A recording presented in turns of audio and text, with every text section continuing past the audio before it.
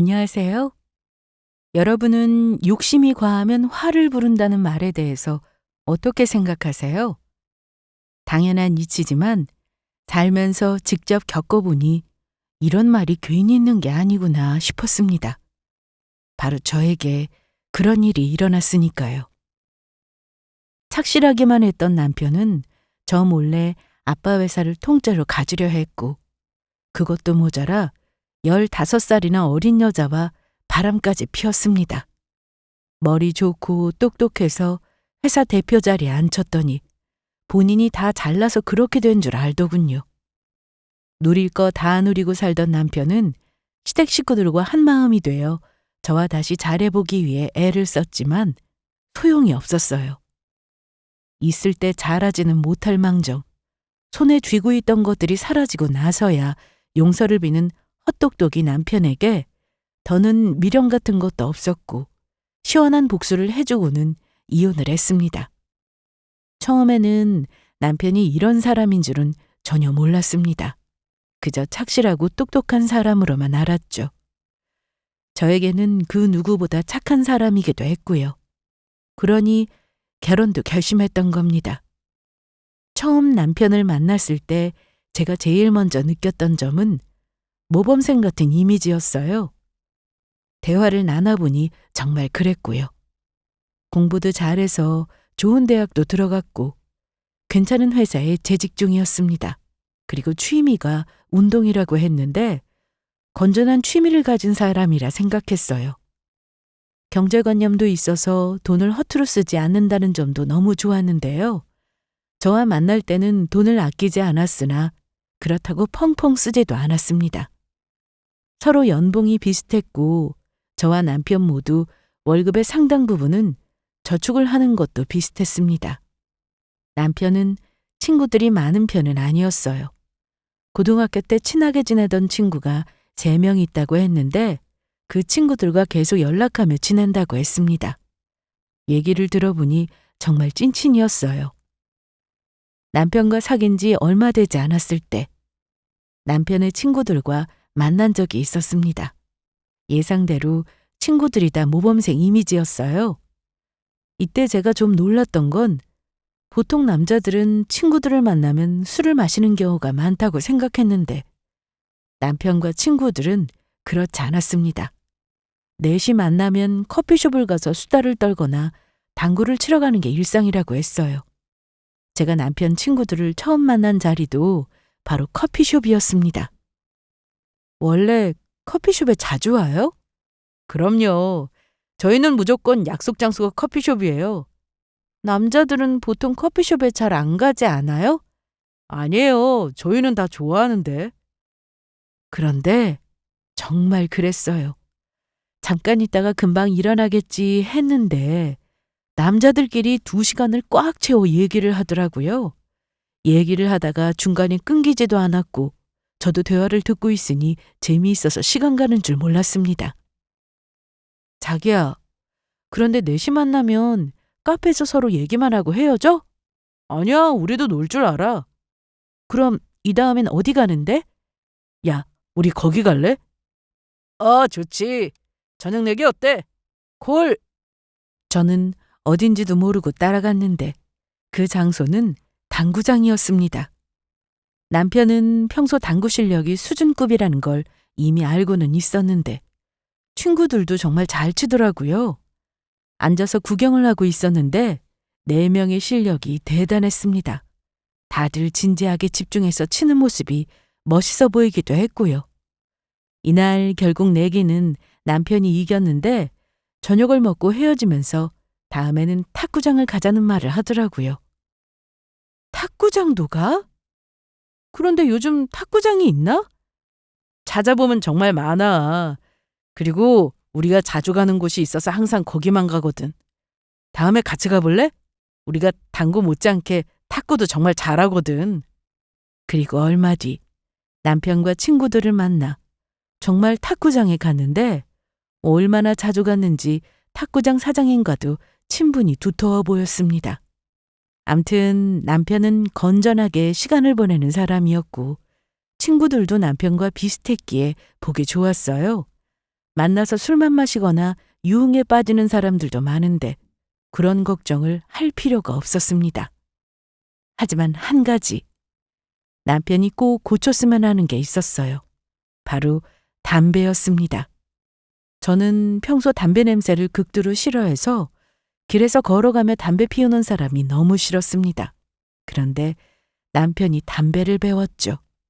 물론 제가 싫어하는 걸 잘 알고 있어서 제 앞에서는 담배를 대놓고 피우지는 않았지만 데이트를 하면서 잠깐 화장실에 다녀온다고 하고는 자리를 비울 때가 많았는데 꼭 담배를 피우고 왔어요. 담배를 한 번에 끊는다는 게 얼마나 힘든 일인지 잘 알고 있었기에 저는 남편과 연애를 하는 동안 끊으라는 말을 그렇게 자주 하지는 않았습니다. 기껏해야 좀 줄이면 어떻겠냐고 하는 정도였어요. 저희 아빠도 담배를 오래 피우셨는데 엄마와 결혼 후 담배를 끊어보려고 애쓰셨다고 들었습니다. 그런데 하루만 지나도 담배 생각이 나서 매번 실패를 하셨다고 했죠. 그러다가 금연껌을 씹으면서 겨우겨우 담배를 끊었는데 담배가 생각날 때면 간식을 드시면서 이겨내셨어요. 담배도 끊고 운동도 하시면서 건강이 좋아지니까 아빠는 오히려 담배 냄새가 나면 저보다 더 싫어하십니다.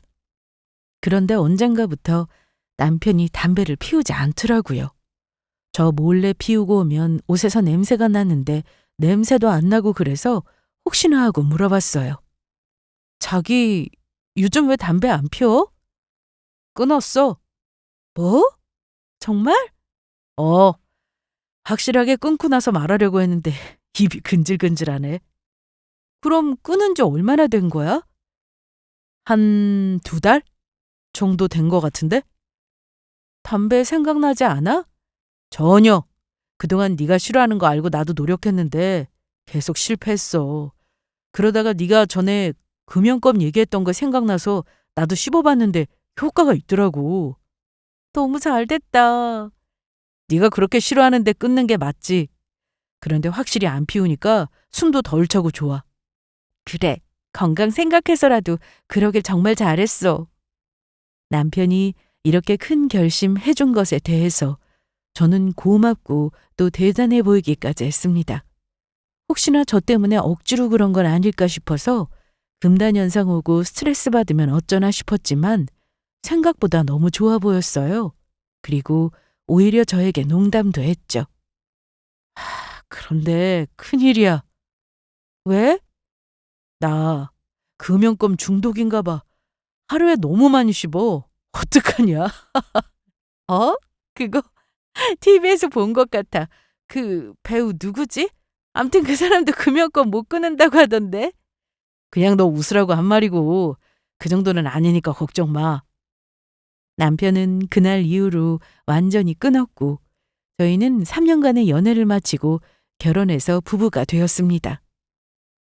결혼을 하고 나서도 저희는 여전히 사이가 좋았고 운동을 좋아하는 남편 덕에 저도 아파트 단지에서 배드민턴이나 테니스를 치는 일이 많았습니다. 그리고 남편은 친구들을 만나 당구장이나 탁구장 가는 걸 좋아했기 때문에 퇴근하고 친구들을 만난다고 하면 흔쾌히 그러라고 했습니다. 가끔은 주말에도 나가서 친구들과 시간을 보냈는데 남편을 뺀 친구 3명은 아직 결혼을 안 했기 때문에 자주 만나는 것에 대한 불만은 없어 보였습니다. 그럴 때면 오히려 저도 친구들을 만나러 가거나 혼자만의 시간을 보낼 수 있어서 좋았죠. 저희가 연애 때부터 서로 잘 통한다고 느꼈던 점은 둘 다 공부하는 걸 좋아한다는 점이었어요. 특히 저는 시간이 날 때마다 자격증을 따려고 공부를 많이 했는데 결혼 후에도 이런 도전은 계속되었습니다. 그래서 남편과 함께 어학원에 다니며 공부를 하기도 했고 컴퓨터 학원을 등록해 배우기도 했어요. 하지만 남편은 회사 일로 바빠지면서 중간에 그만두게 되었습니다. 다니던 직장을 그만두고 회사를 운영하게 되면서 전보다 시간 내기가 어려워졌거든요. 자기 그 시험 언제라고 했지? 이번 주 토요일. 준비는 다 했어? 당연하지. 생각보다 어렵진 않은 것 같아. 우리 그날 시험 끝나고 오랜만에 외식할까? 그날 약속 있는데 어쩌지? 친구들 만나? 아니, 장인어른하고 약속이야. 남편은 바쁘게 지내면서도 아빠와의 시간을 종종 보내곤 했는데요. 바로 낚시 때문이었습니다. 결혼 전 남편은 낚시는 한 번도 해본 적이 없었는데 아빠가 남편과 함께 낚시를 다니게 되면서 남편도 즐기게 되었습니다. 처음에는 별로 좋아하지 않았어요. 남편은 낚시를 왜 하는지 잘 모르겠다고 말한 사람이었으니까요. 아무래도 그간 해왔던 취미 생활과는 달랐으니 저렇게 말하는 게 당연했습니다. 낚싯대를 던져놓고 가만히 앉아서 기다리기만 하는 게 무슨 재미가 있냐고 했는데 그런 사람이 이제는 먼저 아빠에게 연락해서 낚시를 가자고 하더라고요. 자네 낚시할 줄 아나? 아니요. 제가 물고기를 좀 무서워해서 무섭기는 뭐가 무섭다고 생선 좋아하면서 그거랑 다르게 팔떡거리는 물고기는 이상하게 무섭더라고요.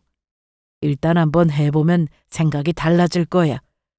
싫다는 사람 억지로 데리고 가고 그러지 말아요, 당신. 일단 나랑 같이 딱 한 번만 같이 가보자고. 내가 가는 낚시터는 저수지고 편하게 앉아서 낚시할 수 있는 곳이야. 힘들면 누워서 자도 되고 안에 화장실도 다 있어. 아, 배 위에서 하는 게 아니에요? 그렇지. 배도 타봤는데 일반 낚시터가 훨씬 편해. 그렇게 남편은 아빠와 낚시 얘기를 주고받다가 몇 번 따라갔는데 그렇게 별로라고 하더니 다녀와서는 재미있다고 했습니다. 자기야, 아빠 때문에 억지로 낚시 갈 필요 없어. 나 억지로 가는 거 아닌데. 그럼 정말 좋아서 가는 거야? 당연하지. 낚싯대 던져놓고 가만히 보고 있으면 생각 정리도 되고 장인어른하고 라면도 끓여 먹으면 얼마나 맛있는데. 거기 자주 오는 사람들하고도 친해지고. 그래서 특별한 일이 없는 날에는 아빠와 둘이 낚시를 가곤 했습니다.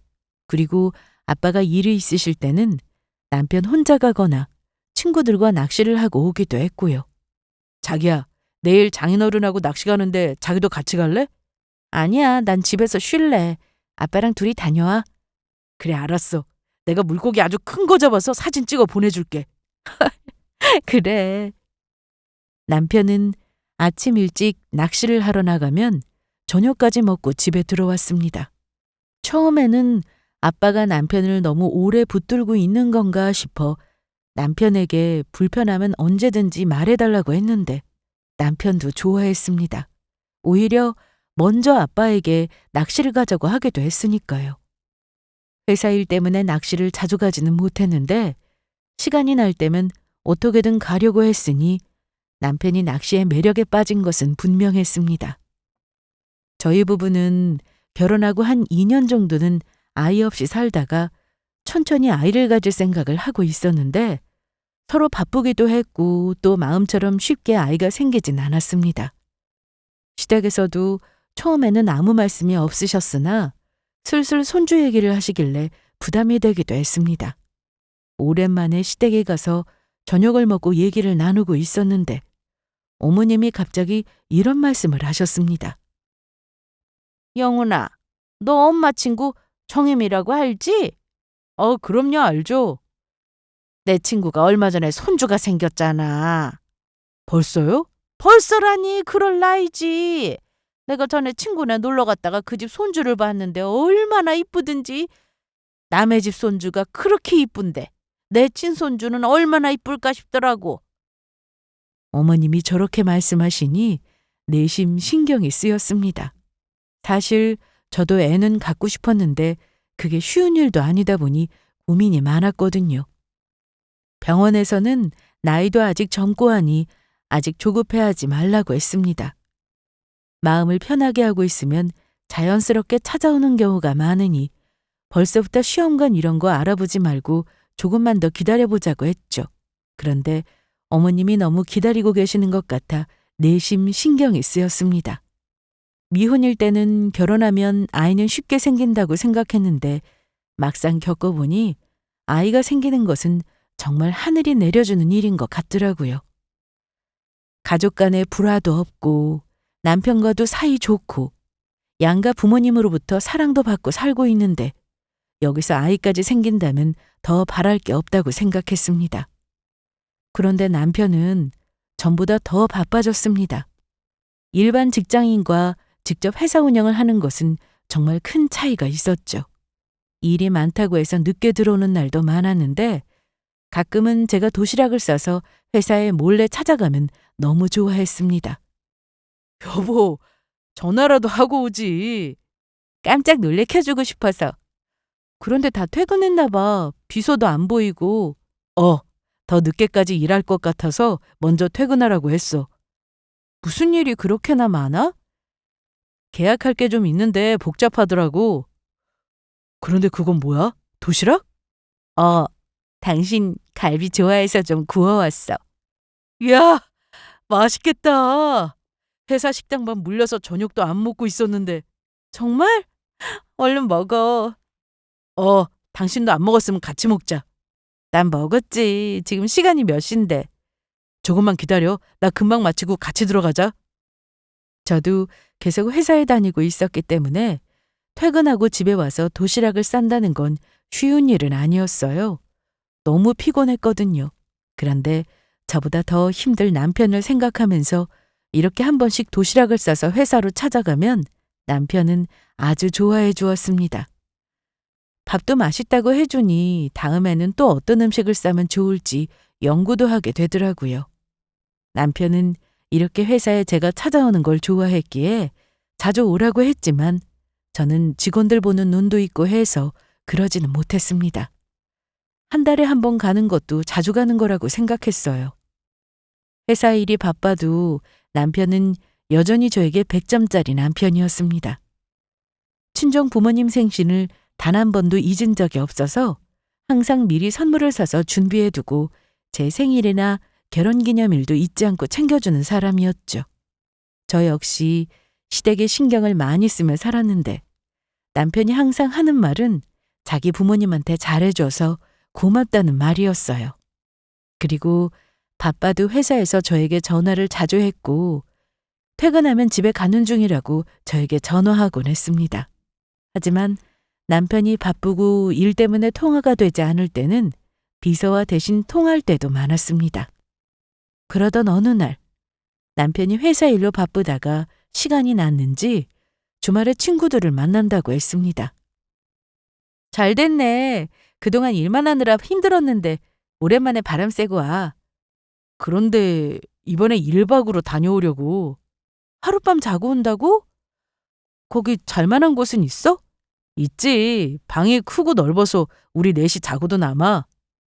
남편과 같이 가는 친구들은 바로 그 고등학교 때 친구들이었습니다. 만나면 서로 뭐하고 시간을 보내는지 제가 너무나도 잘 알고 있었기에 1박이라고 해도 별다른 의심 없이 다녀오라고 했어요. 그리고 토요일 새벽. 남편은 차 막히는 걸 별로 좋아하지 않아서 어딜 가든 일찍 서두르는 편이었는데 이날도 새벽같이 일어나 갈 준비를 하고 있었습니다. 표정이 정말 신나 보였어요. 자기 오늘 되게 신나 보이는 거 알아? 그래? 사실 친구들하고 이런 여행이 오랜만이라 설레네. 항상 당일치기로만 다녔잖아.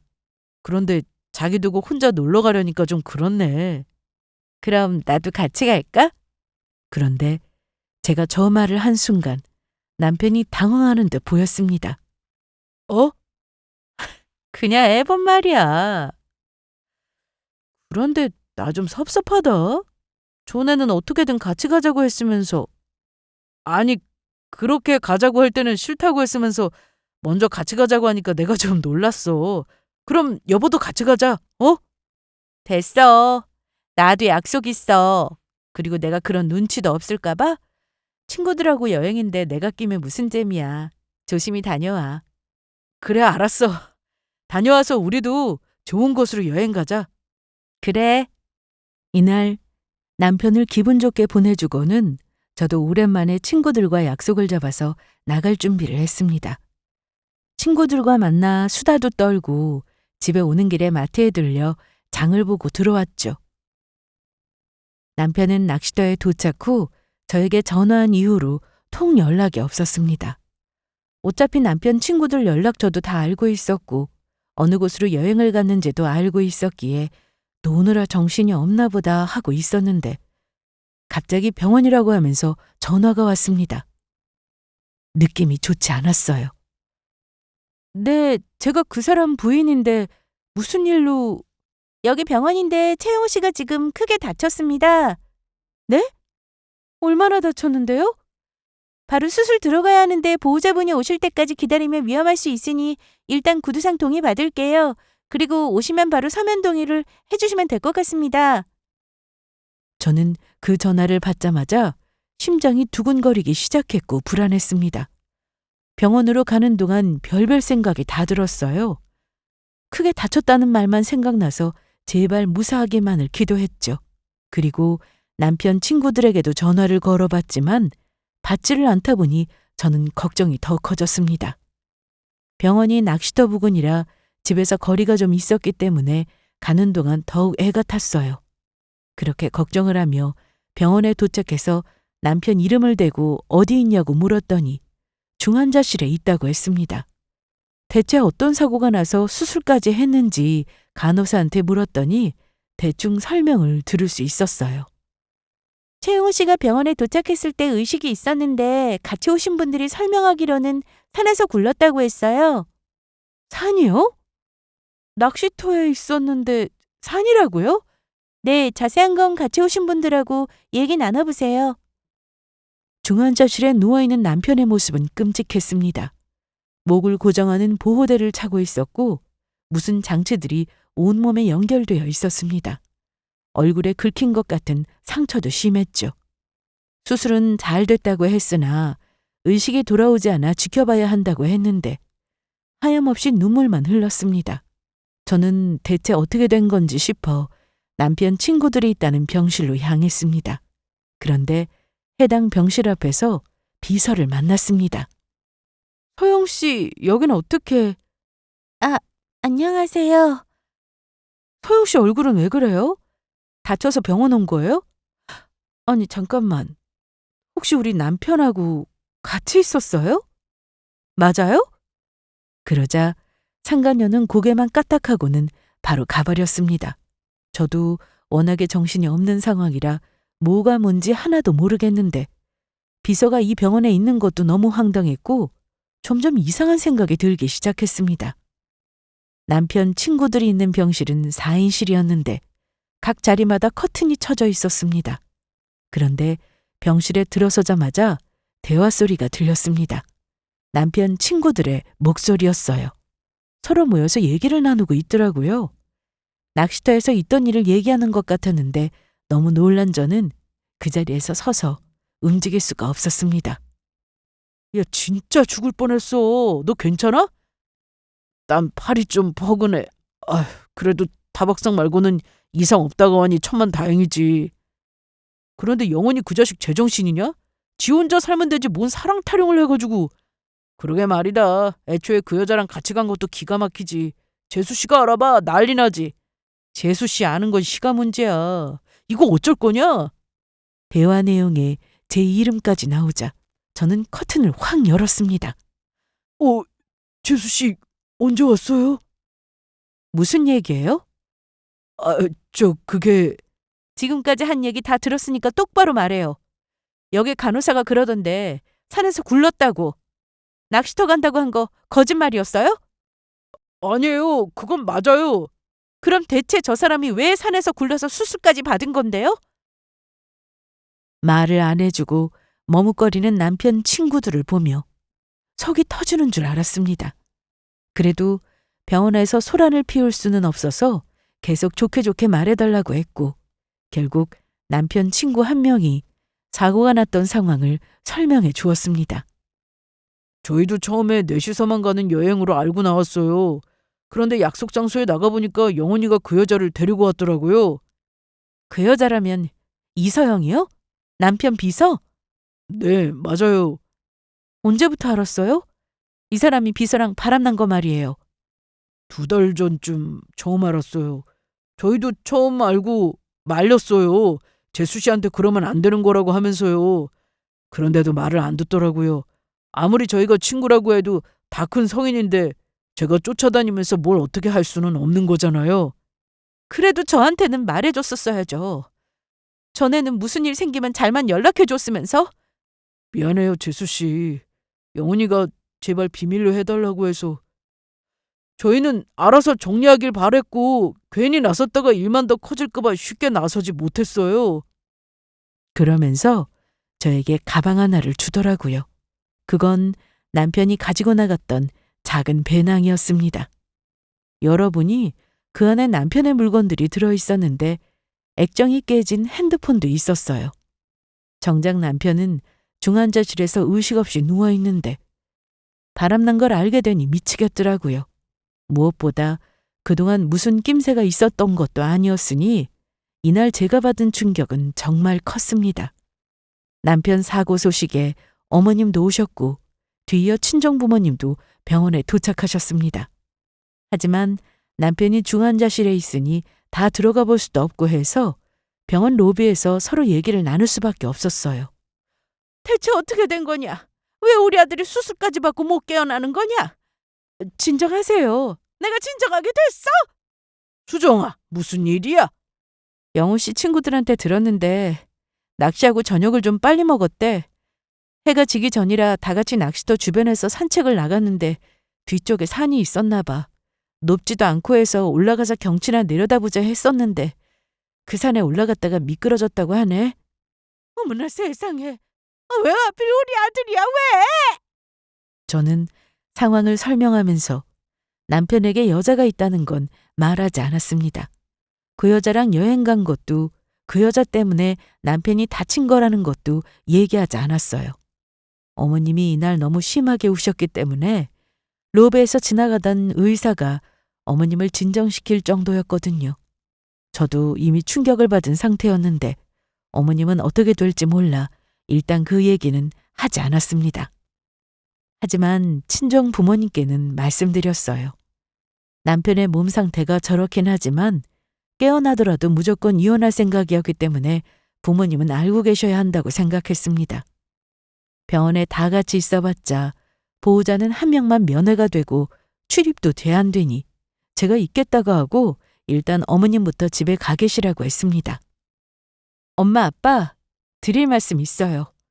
뭔데? 여기서 같이 있어줘? 그게 아니라 영호 씨한테 여자가 있었어요. 아빠는 처음에 믿지 않으셨습니다. 친정 식구한테 남편은 정말 잘했고 너무나도 올바른 이미지의 사람이었기 때문에 말도 안 된다고 생각이 드셨을 거예요. 저도 그랬거든요. 하지만 제가 들었던 얘기를 말씀드리니 아빠는 크게 배신감을 느끼셨습니다. 그리고는 그 여자가 어디 있냐고 하시면서 가만두지 않는다고 하셨죠. 아빠, 이미 가고 없어요. 그리고 만나서 뭘 어쩌게. 어쩌긴 할 짓이 없어서 유부남하고 바람을 피워? 아까 병원에 확인해 보니까 가벼운 타박상만 입은 정도여서 처치받은 게 전부였대요. 그리고 전화해도 안 받아요. 내가 눈치챈 거 그 여자도 이미 알고 있을 거예요. 최서방은 병원에서 뭐래? 기다리면 깨어나기는 안 돼? 병원에서도 장담은 못한다고 그랬어요. 이러다 깨어나기도 하고 시간이 더 걸릴 수도 있고. 저는 그렇게 부모님께도 다 말씀드리고는 일단 돌아가 계시라고 했습니다. 그리고 다시 알아보니 중환자실은 보호자 입실도 되지 않기 때문에 저도 굳이 병원에 있을 필요는 없었는데요. 충격도 컸고 운전할 자신도 없고 해서 일단 이날은 근처 숙박시설에서 잠을 청했습니다. 다음 날 남편은 여전히 아무 변화가 없었고 병원에서는 남편이 깨어나거나 일반 병실로 이동할 때 연락을 준다고 하면서 가라고 했습니다.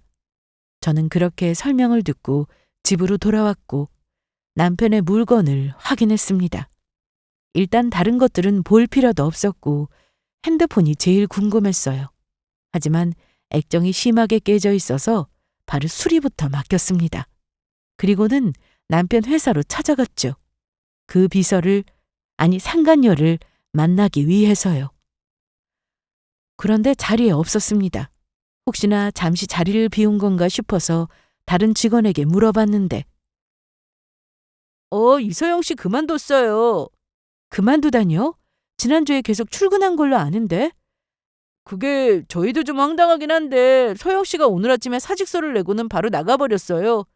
아무리 그래도 회사를 그만둘 때는 절차라는 게 있는데 그거 다 무시하고 전화해도 안 받고 급한 대로 빨리 비서를 뽑아야 하나 하던 중이었습니다. 너무 기가 막혔어요. 그렇게 도망치면 없던 일이 되는 거라고 생각했을까요? 저는 더욱더 가만두지 않을 생각이었습니다. 상간녀 소송을 해서 평생 후회하게 만들어주고 싶었죠. 그 사이 핸드폰 수리점에서 수리가 끝났다고 연락이 와서 급하게 가서 남편 폰을 받았는데 잠금도 되어 있지 않아 통화 목록과 문자, 톡, 그리고 사진첩까지 확인 가능한 부분은 다 살펴봤습니다. 평소 제 앞에서 비서와 자주 통화했고 그 내용도 업무적인 내용이라 별다른 의심을 하지 않았습니다.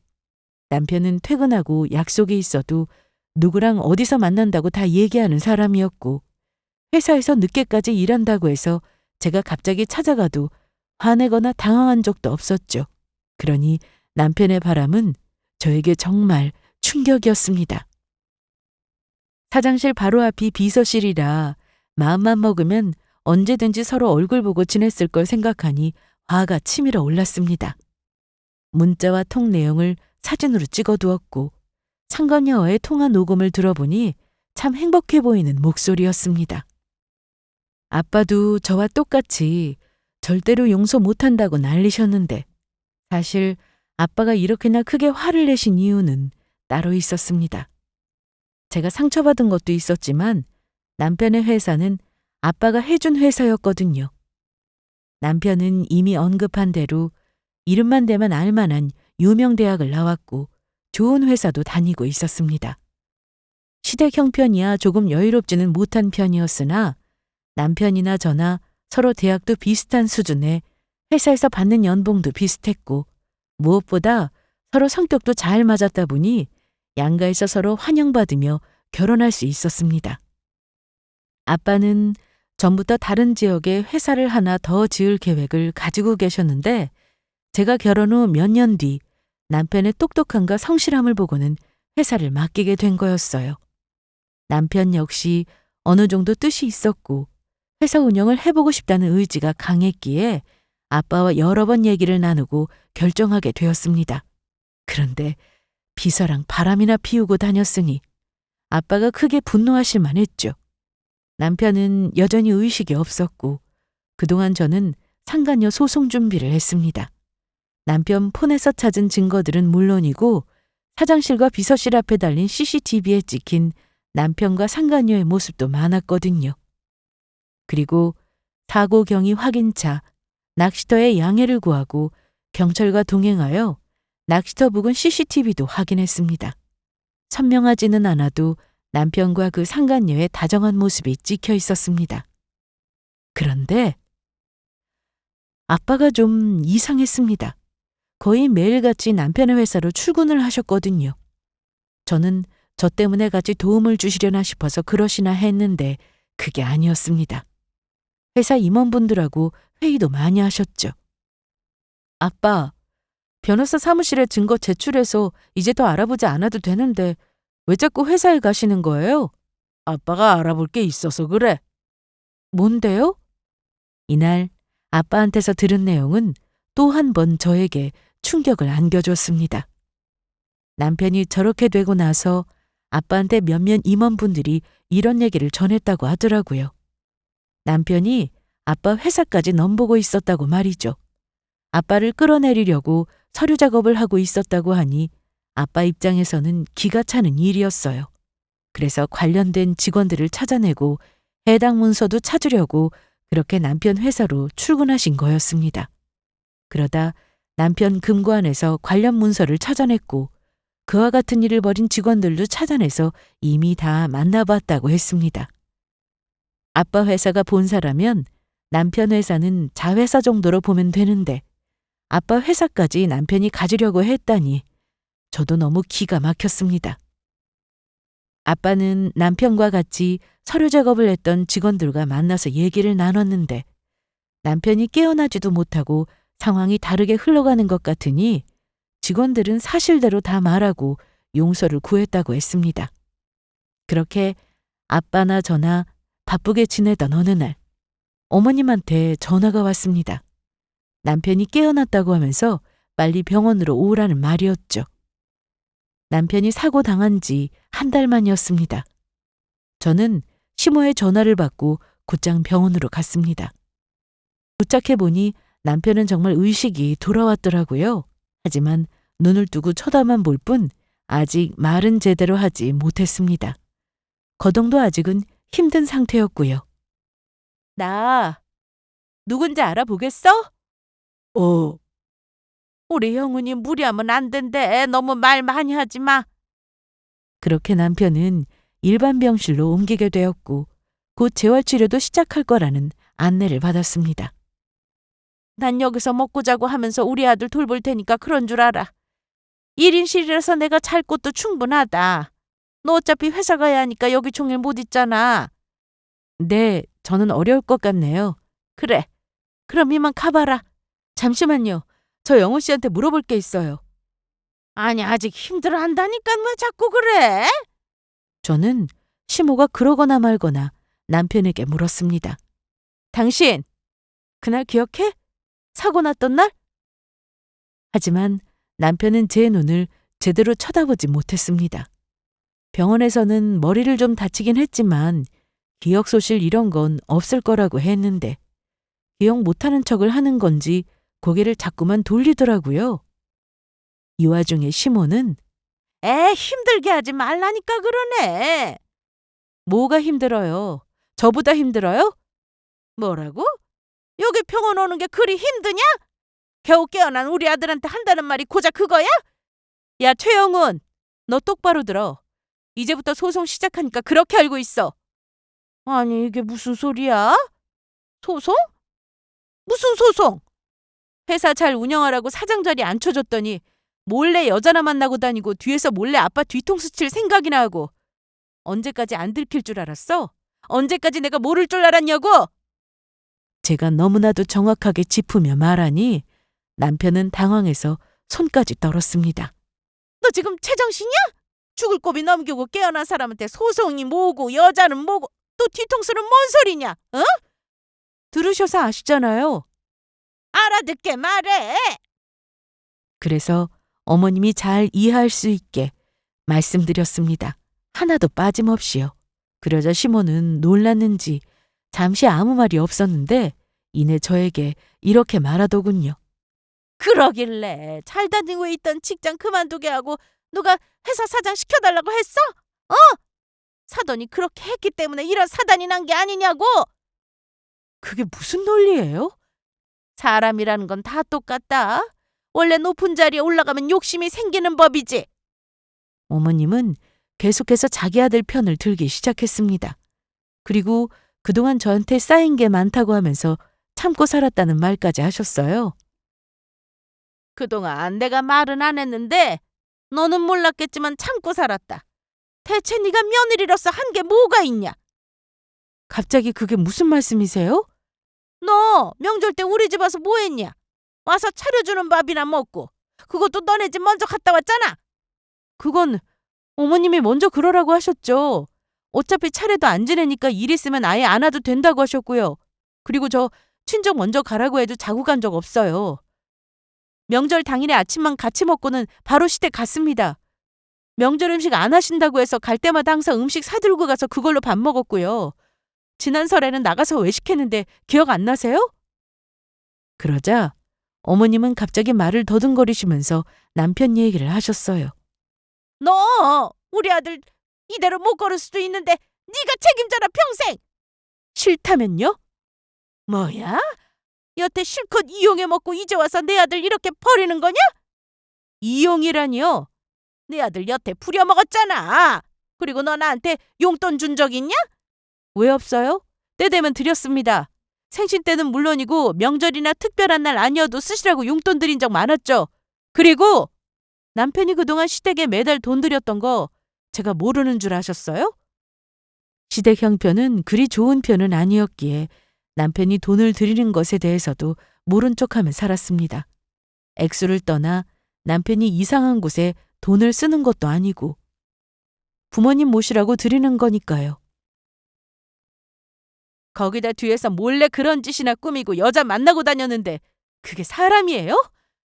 그 인물에 그 체력에 그 성격에 여자 없는 게 더 이상하지 않니? 젊고 이쁜 애들 줄 서는 거야 당연한 이치지. 넌 참 욕심도 많다. 어떻게 다 가지려고 하냐? 더 말해봤자 말도 안 되는 말만 늘어놓을 것 같아 저는 무시했습니다. 무슨 말을 해도 대답하지 않고 상대하지 않았어요. 그리고 저는 병원을 나오기 전 남편에게 다시 한번 똑똑히 말했습니다. 너! 소송 대비 똑바로 해야 할 거야. 대비를 하더라도 어차피 결과는 똑같겠지만. 그리고 당신 비서 이서영! 그 여자 걱정되지 않아? 당신이 그 여자 구하다가 대신 구른 거라며? 걱정 마. 그 여자 멀쩡하니까. 그리고 회사에 사직서 내고 인수인계고 뭐고 아무것도 안 하고 도망치듯 나갔대. 네가 걱정됐으면 병원에 그날 이후 한 번이라도 와봤을 텐데 어쩜 이렇게 한 번을 안 오냐? 나 몰래 그런 여자랑 바람 피우니 좋았니? 그러자 남편은 고개를 숙인 채 눈물을 뚝뚝 흘렸습니다. 그리고 사고 후유증인지 남편은 말을 하긴 했는데 굉장히 어눌했어요. 발음도 부정확했는데 저에게 미안하다고 말하는 것 같았지만 저는 무시했습니다. 그런 남편을 보던 시모는 자기 아들이 마음이 약해서 저런다며 같이 우셨어요. 지금 울 사람은 나야. 나는 피눈물 나게 해놓고 네가 무슨 염치로 눈물을 보여? 그렇게 저는 남편에게 각오하라는 말을 하고 병원을 나왔습니다. 그날 이후 저와 아빠는 만반의 준비를 하고는 소송을 시작했습니다. 상간녀는 소장을 몇 번 거부하게 되면서 소송에 차질이 생기나 싶었는데 시간은 좀 걸렸으나 방법은 다 있더라고요.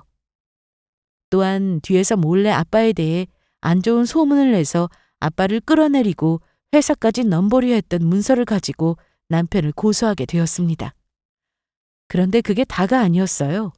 남편은 회사로부터 고발도 당하게 되었습니다. 사연은 명령이었습니다. 회사 격리부서도 모르게 통장 개설을 해서 횡령을 했다고 하는데 이미 전부터 남편에 대한 조사를 조금씩 하고 있던 중이었다고 했죠. 남편이 사고를 당해 회사에 나오지 않고 있으니 회사에서는 본격적으로 조사를 시작했는데 남편의 통장 내역과 대출 서류, 이메일 내역 등을 살펴보고 증거를 확인하게 되었다고 했습니다. 그리고 결국 대표이사 해임으로 사장의 자리에서 내려와야 했습니다. 아빠가 회사 운영을 몇십 년 하셨기에 이런 소송에 대해서는 정말 잘 아셨습니다. 아주 힘없이 소송을 진행하게 되었죠. 남편은 오랜 기간 병원 생활을 하다 통원 치료를 시작했는데 재활 치료를 받으면서 소송 대비를 어떻게 제대로 할 수 있겠습니까? 그래도 변호사를 선임해서 대응하기로 했으니 너무나도 확실한 증거 앞에서는 할 수 있는 일이 아무것도 없었습니다. 상간녀 소송을 시작하고 8개월 정도 지난 후 저는 판결문을 받게 되었고 남편에게 걸린 소송도 조금씩 끝이 보이기 시작했습니다. 결국 남편은 가진 돈을 다 토해내야 했고 시댁에서도 가진 돈이 없으니 도와줄 수 없어서 빚쟁이가 되고 말았는데요. 시모는 끝까지 자기 아들 빈털터리 만들어 이혼하니 속이 시원하냐고 말을 했지만 저는 끝까지 무시했습니다. 할 수 있는 소송은 다 하고 이혼까지 해서 갈라섰는데 전 시모나 전 남편은 저에 대한 미련을 버리지 못했는지 제가 다니던 직장으로 저를 보러 찾아온 적이 있었습니다. 전 남편은 사고 후유증으로 걷는 것도 부자연스러웠고 말도 어눌하게 했습니다. 그 상황에 전 시모는 저를 보고는 며느리라 부르며 자꾸만 시간을 내달라고 했죠. 저는 더 이상 볼 일 없는데요? 그러지 말고 한 30분만, 아니 20분만 시간 내줘. 왜 오셨는데요? 내가 더는 힘이 딸려서 우리 아들 간병을 못하겠다. 병원도 자주 가야 하는데 너무 힘들어. 나 마른 거 보이냐? 그렇게 힘들면 간병인 쓰세요. 우리가 돈이 어디 있냐. 간병인이 한두 푼도 아니고. 그리고 우리 영훈이 얼굴 보이지? 안 불쌍하냐? 네, 전혀요. 회사 일 열심히 하고 딴짓 안 했으면 그럴 일도 없었을 거라는 생각이 안 드세요? 그래, 네 말이 맞다. 그래도 예정을 생각해서 잘 좀 봐주면 안 될까? 싫어요. 더 하실 말씀 없으시죠? 그런데 그때 전 남편이 입을 열었습니다. 어눌하게 더듬거리며 말하긴 했지만 알아들을 수는 있었습니다. 수정아, 미안해. 내가 사장이 되고 나서 나도 모르게 변한 것 같다. 그런데 너 알지? 내가 원래 그런 사람 아니라는 거. 나 원래대로 돌아갈 테니까 다시 받아주면 안 되겠어?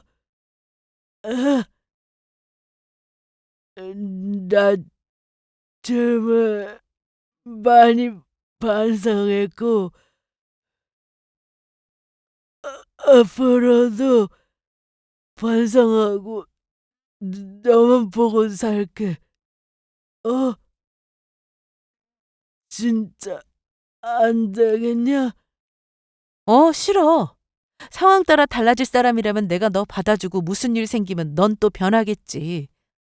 아니야, 정말 아니야. 나 이제 정말 안 변한다고. 내가 그걸 어떻게 아니? 너도 네가 변할 줄 몰랐으면서. 네가 정말 좋은 사람이었다면 네가 있던 자리가 사장이든 회장이든 초심 잃지 않았겠지.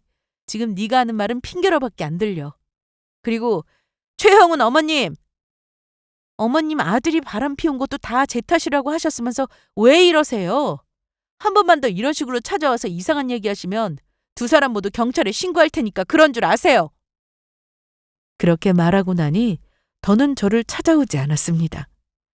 전 남편이 운영하던 회사는 실력 있는 외부 인사로 사장 자리가 교체되었는데 그동안 시끄러웠던 일들로 회사 분위기가 어수선했으나 잘 마무리되었습니다. 아빠도 여전히 회사를 잘 운영하고 계시고요. 한때 정말 좋아했고 존경도 했던 사람과 끝은 이렇게 되었지만 잘못한 것에 대한 대가를 톡톡히 치르게 해준 것 같아 속은 후련합니다.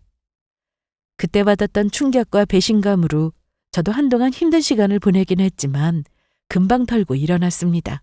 그리고 앞으로도 더 행복하게 잘 지낼 거니 응원 많이 해주세요.